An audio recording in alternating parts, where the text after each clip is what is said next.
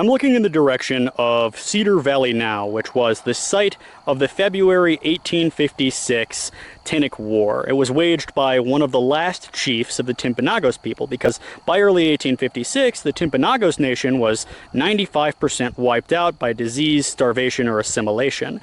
And basically, these chiefs didn't want to necessarily kill white settlers if they didn't have to.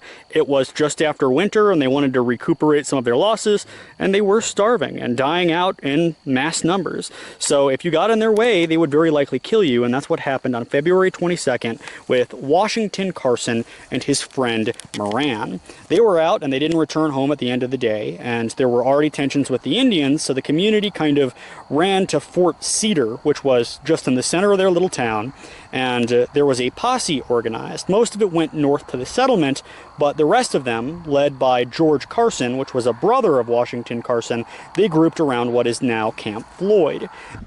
And this is the remnants of old Camp Floyd. Here you have the mess hall, which has been modified so many times, it can't really be listed as a historic building anymore.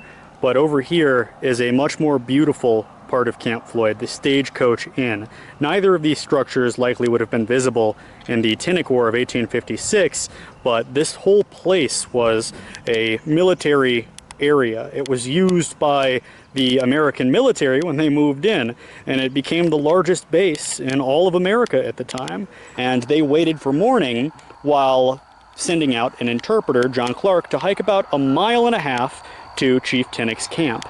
And the interpreter decided, I'm not going to speak their language, I'm going to speak English, and if they don't know that I know their native tongue, they might slip up and reveal something. Well, sure enough, Chief TINTIC curses Brigham Young, and in his native tongue he says, we're just going to kill this interpreter, right? As soon as night falls, and they're painting themselves in war paint, they're preparing their spears, and the leader of the posse, not Carson's brother, but another man who actually comes from regular law enforcement, he's not deputized, he's a actual lawman, he walks into the tent. He gets the rise on him, a woman calls out, Mormon's coming, and he grabs Chief TINTIC and says, you're my prisoner, holding a revolver up to his head.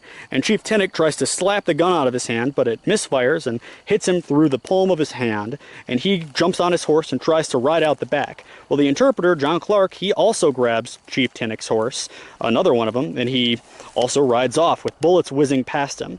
And in the resulting melee, 3 or 4 Indians died, a woman died, and very sadly, Washington Carson's brother also dies. He's mortally wounded. In fact, he's buried right here beside Washington Carson.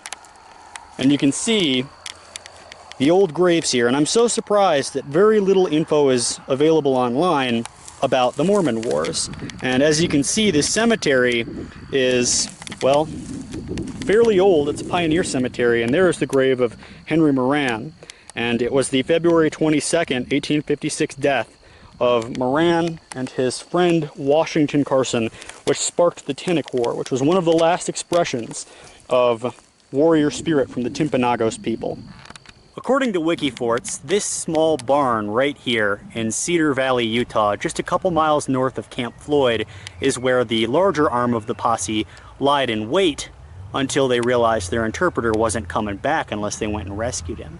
And they rode a few miles south at night, and just before the execution was to take place, they rescued John Clark, and Chief TINTIC fled into the hills, and I'm unable to find what exactly happened to him, but again, according to Wikiforts, this is what remains of the old fort. It was used again in the 1870s, a few years later, in the Black Hawk Wars, and the town of Cedar Valley has sprung up around it. It was a settlement at the time, but it was so small that Chief TINTIC kind of felt that he and his forces camped a little bit further up in the valley would be able to hold out for quite a while.